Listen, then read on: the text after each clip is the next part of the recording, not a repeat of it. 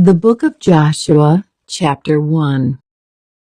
After the death of Moses, the Lord's servant, the Lord spoke to Joshua, son of Nun, Moses' assistant. He said, "Moses, my servant, is dead. Therefore the time has come for you to lead these people, the Israelites, across the Jordan River into the land I am giving them. I promise you what I promised Moses.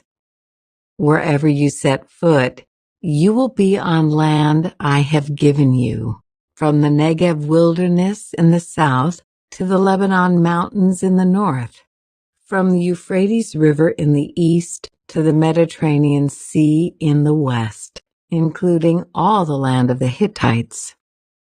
No one will be able to stand against you as long as you live. For I will be with you as I was with Moses. I will not fail you or abandon you. Be strong and courageous, for you are the one who will lead these people to possess all the land I swore to their ancestors I would give them. Be strong and very courageous. Be careful to obey all the instructions Moses gave you. Do not deviate from them, turning either to the right or to the left. Then you will be successful in everything you do. Study this book of instruction continually. Meditate on it day and night, so you will be sure to obey everything written in it. Only then will you prosper and succeed in all you do. This is my command. Be strong and courageous.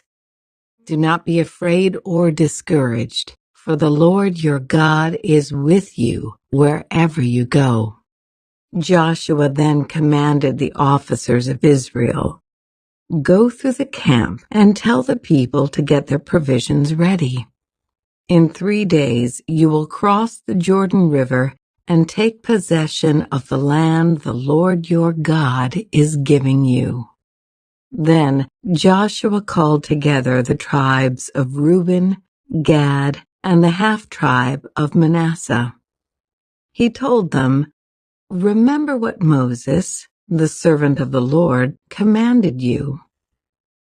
The Lord your God is giving you a place of rest. He has given you this land. Your wives, children, and livestock may remain here in the land Moses assigned to you on the east side of the Jordan River. But your strong warriors, fully armed, must lead the other tribes across the Jordan to help them conquer their territory. Stay with them until the Lord gives them rest, as He has given you rest, and until they too possess the land the Lord your God is giving them. Only then may you return and settle here on the east side of the Jordan River in the land that Moses, the servant of the Lord, assigned to you." They answered Joshua, "We will do whatever you command us, and we will go wherever you send us. We will obey you, just as we obeyed Moses. And may the Lord your God be with you, as He was with Moses. Anyone who rebels against your orders and does not obey your words and everything you command will be put to death. So be strong and courageous." Joshua chapter 2. Then Joshua secretly sent out 2 spies from the Israelite camp at Acacia Grove. He instructed them, "Scout out the land on the other side of the Jordan River, especially around Jericho." So the 2 men set out and came to the house of a prostitute named Rahab and stayed there that night. But someone told the king of Jericho, "Some Israelites have come here tonight to spy out the land." So the king of Jericho sent orders to Rahab, "Bring out the men who have come into your house, for they have come here to spy out the whole land." Rahab had hidden the two men, but she replied, "Yes, the men were here earlier, but I didn't know where they were from. They left the town at dusk, as the gates were about to close. I don't know where they went. If you hurry, you can probably catch up with them." Actually, she had taken them up to the roof and hidden them beneath bundles of flax she had laid out. So the king's men went looking for the spies along the road leading to the shallow crossings of the Jordan River. And as soon as the king's men had left, the gate of Jericho was shut. Before the spies went to sleep that night, Rahab went up on the roof to talk with them. "I know the Lord has given you this land," she told them. "We are all afraid of you. Everyone in the land is living in terror, for we have heard how the Lord made a dry path for you through the Red Sea when you left Egypt, and we know what you did to Sihon and Og, the two Amorite kings east of the Jordan River, whose people you completely destroyed. No wonder our hearts have melted in fear. No one has the courage to fight after hearing such things. For the Lord your God is the supreme God of the heavens above and the earth below.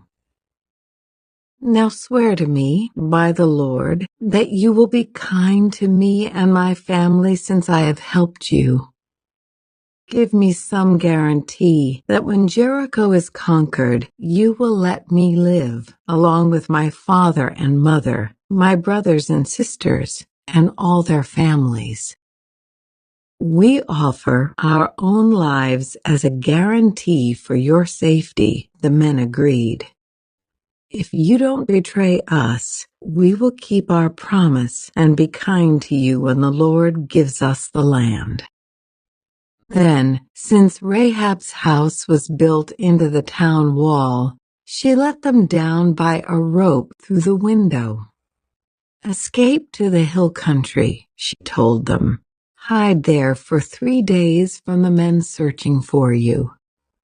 Then, when they have returned, you can go on your way." Before they left, the men told her, "We will be bound by the oath we have taken only if you follow these instructions. When we come into the land, you must leave this scarlet rope hanging from the window through which you let us down. And all your family members, your father, mother, brothers, and all your relatives must be here inside the house. If they go out into the street and are killed, it will not be our fault. But if anyone lays a hand on people inside this house, we will accept the responsibility for their death. If you betray us, however, we are not bound by this oath in any way."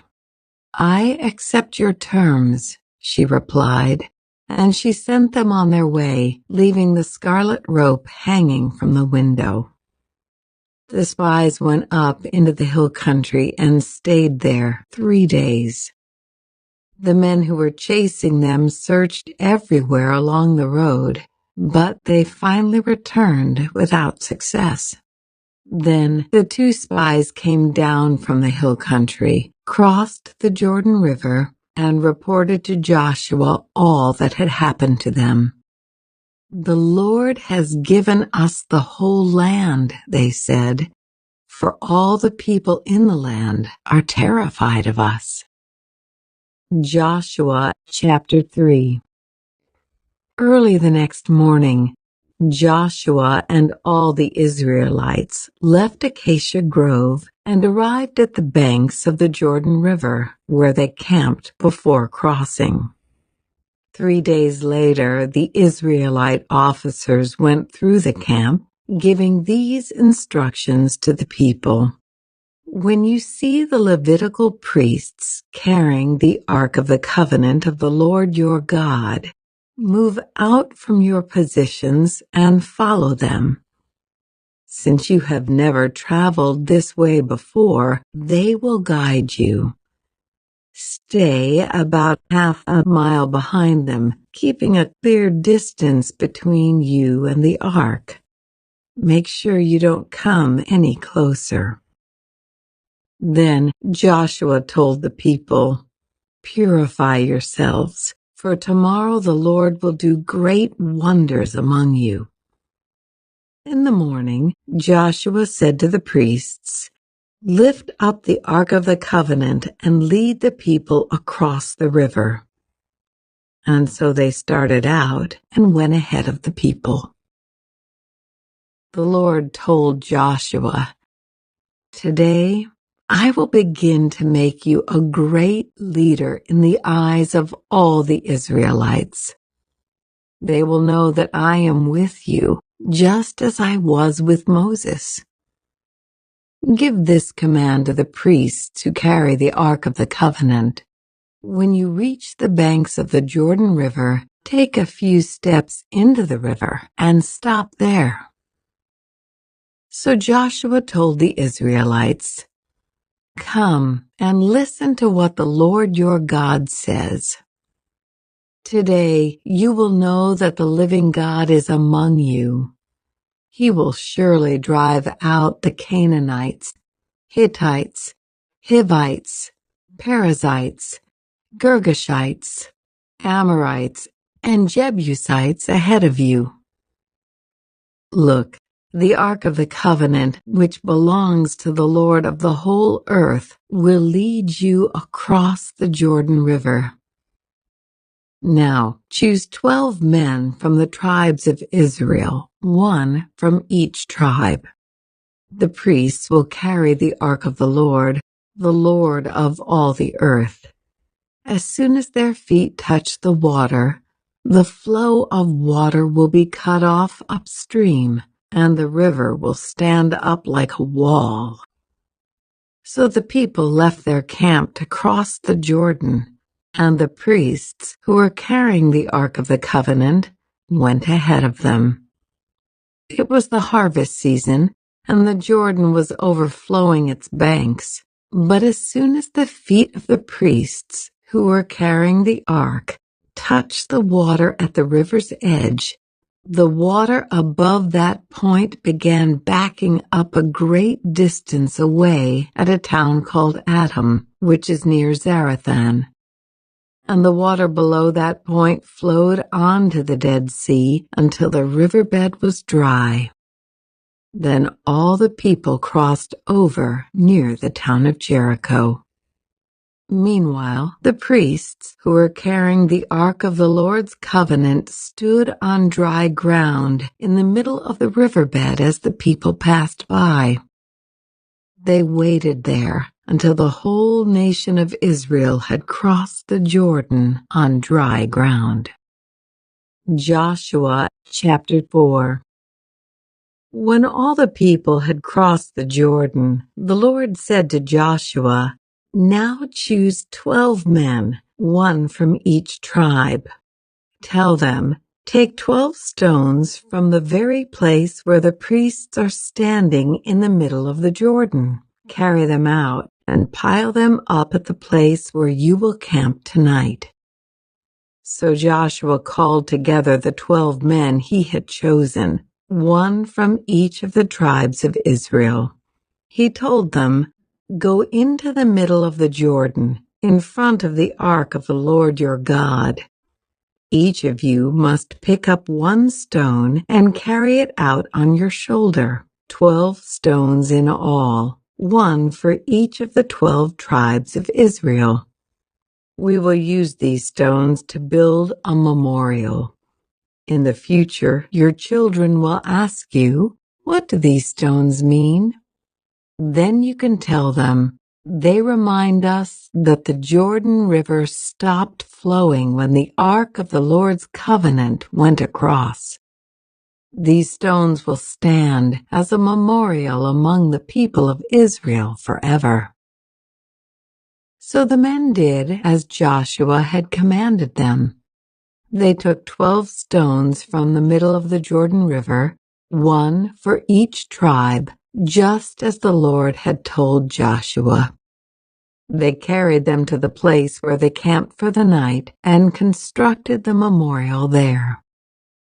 Joshua also set up another pile of 12 stones in the middle of the Jordan, at the place where the priests who carried the Ark of the Covenant were standing, and they are there to this day. The priests who were carrying the ark stood in the middle of the river until all of the Lord's commands that Moses had given to Joshua were carried out. Meanwhile, the people hurried across the riverbed, and when everyone was safely on the other side, the priests crossed over with the ark of the Lord as the people watched. The armed warriors from the tribes of Reuben, Gad, and the half-tribe of Manasseh led the Israelites across the Jordan, just as Moses had directed.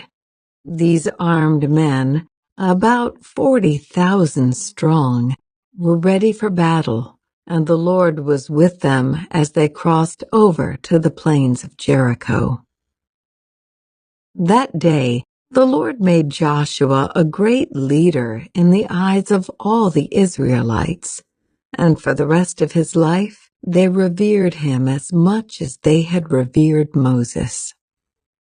The Lord had said to Joshua, "Command the priests carrying the Ark of the Covenant to come up out of the riverbed." So Joshua gave the command. As soon as the priests carrying the Ark of the Lord's covenant came up out of the riverbed, and their feet were on high ground, the water of the Jordan returned and overflowed its banks as before. The people crossed the Jordan on the 10th day of the first month. Then they camped at Gilgal, just east of Jericho. It was there at Gilgal that Joshua piled up the 12 stones taken from the Jordan River. Then Joshua said to the Israelites, "In the future, your children will ask, 'What do these stones mean?' Then you can tell them, 'This is where the Israelites crossed the Jordan on dry ground. For the Lord your God dried up the river right before your eyes, and he kept it dry until you were all across, just as he did at the Red Sea when he dried it up until we had all crossed over.'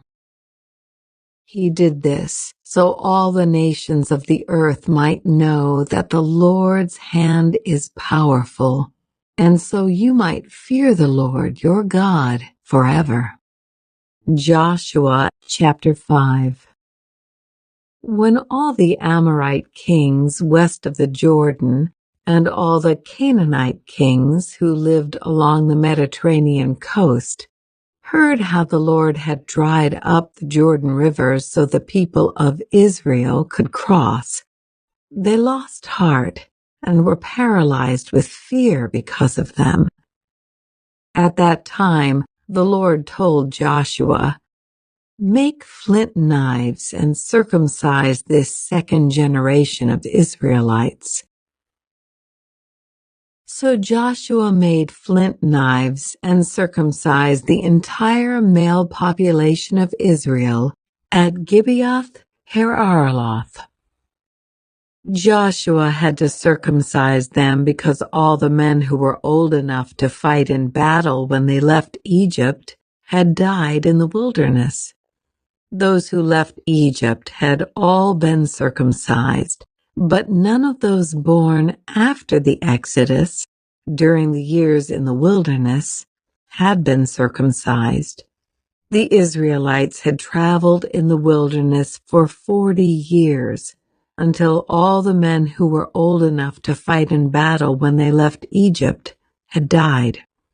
for they had disobeyed the Lord, and the Lord vowed he would not let them enter the land he had sworn to give us, a land flowing with milk and honey. So Joshua circumcised their sons, those who had grown up to take their fathers' places, for they had not been circumcised on the way to the promised land. After all the males had been circumcised, they rested in the camp until they were healed. Then the Lord said to Joshua, "Today I have rolled away the shame of your slavery in Egypt." So that place has been called Gilgal to this day. While the Israelites were camped at Gilgal on the plains of Jericho, they celebrated Passover on the evening of the 14th day of the first month. The very next day they began to eat unleavened bread and roasted grain harvested from the land. No manna appeared on the day they first ate from the crops of the land, and it was never seen again. So from that time on, the Israelites ate from the crops of Canaan. When Joshua was near the town of Jericho, he looked up and saw a man standing in front of him with sword in hand.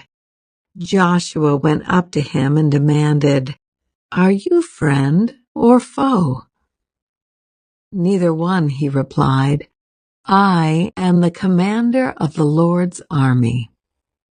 At this, Joshua fell with his face to the ground in reverence.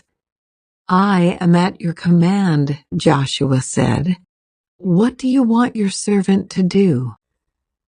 The commander of the Lord's army replied, "Take off your sandals, for the place where you are standing is holy." And Joshua did as he was told.